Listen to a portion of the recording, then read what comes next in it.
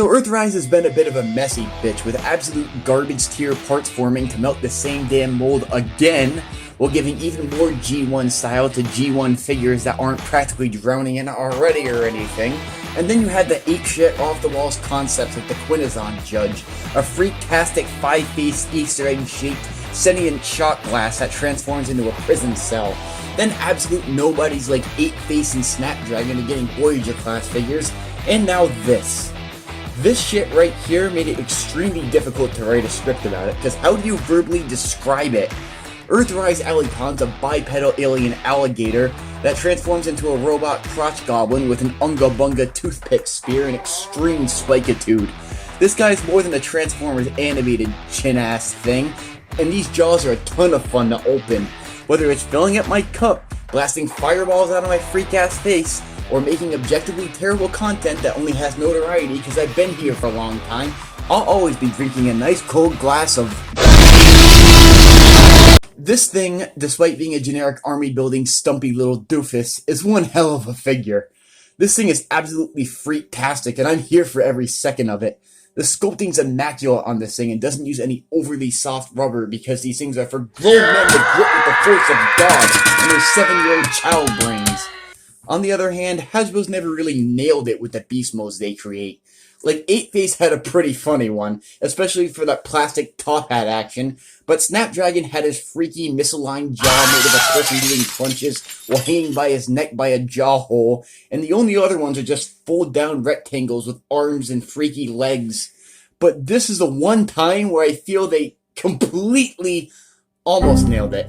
The legs don't scrunch down as much as they should for his tune accuracy, and it does give a little bit of an inkling of feeling slightly unfinished. But what did you expect from a character reference this deep into the lore?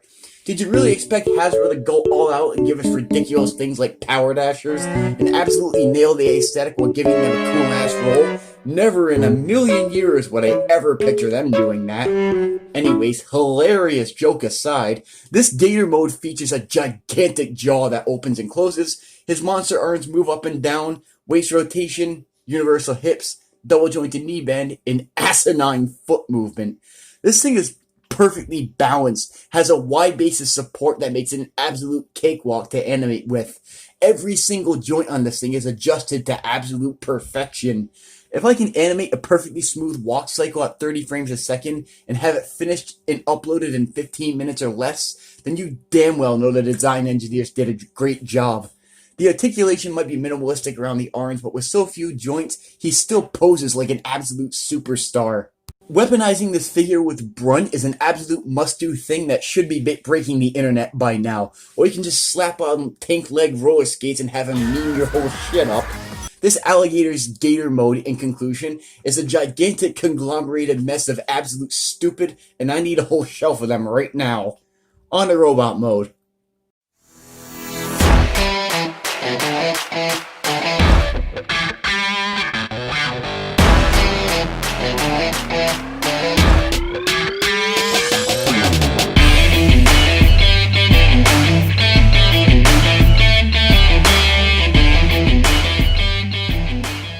With a 180-degree freak show tail flip, Earthrise Alicon comes out with this super spiky, spooktastic, bipedal shark-headed robot mode. This thing rocks absolute shit. His head sculpt is both adorable and gives off a I will murder your whole family vibe at the same time. His freaktastic red alien robo eyes and sick-ass mohawk shark give this guy a perfect blend of cute and... The alligator arms sure are a thing that exists, and I want them gone. They just lazily plot them on the sides and they don't fold in or do anything at all. This also leaves a whole issue of waffle syndrome in the back of the humanoid bicep that could have been easily remedied by having the fist folded instead of just hanging out on the sides and flipping you off. This thing's extremely close to a perfected silhouette, but his plastic balance is perfect. I don't want to toot my own horn, but I've never animated anything so smooth in my life. This thing is an absolute cakewalk to animate with, and that alone's enough to make me abnormally happy. Speaking of smooth moves, his articulation includes a ball-jointed head, shoulders rotate and move out, bicep bend and rotation, wrist rotation, waist rotation, universal hips, double-jointed knees, and foot tilt. Good God, I cannot believe I'm saying this, but this thing sets the bar for what Deluxe should be. Not only is there an absolute dump truck of joints, but the joint he has rule. This guy poses like an absolute champion, even with his secondary Deluxe weaponizing up his whole rear end. Speaking of accessories, he comes with an Unga Bunga toothpick spear, and that's actually hardened. You think that the tip of this thing would be rubber, but it's just solid plastic. The top of his head's rubber for some reason. Oh, so cool beans, I guess. You can remove a fragment of his tail and give him an ass knife, as the skater boys say, and... God, that was such a stupid comment. Earthrise Alicon's an absolute specimen to behold, with his stupidity begrudgingly dragging me in because I don't even know what he falls into. He certainly isn't a traditional transformer, much like the Quintesson Judge, so I think he just falls into a category of being just some whole other shit outside the realm of understanding. And I appreciate the fact of taking Transformers into a new direction, but Kingdom is such a complete line of nonsense. Make up your mind, is it Beast Wars or G1? Stop confusing me. If Earthrise Alicon is the way that they're gonna end Earthrise being one of the last waves coming out, I can certainly live with that. Earthrise Alicon's a solid 8.5 out of 10.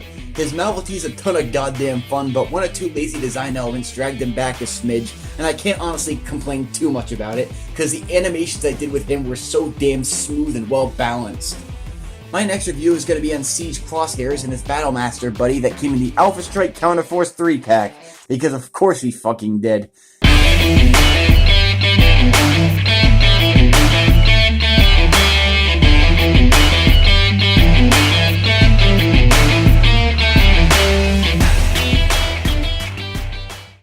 Ah yes, nothing could beat this perfectly normal day.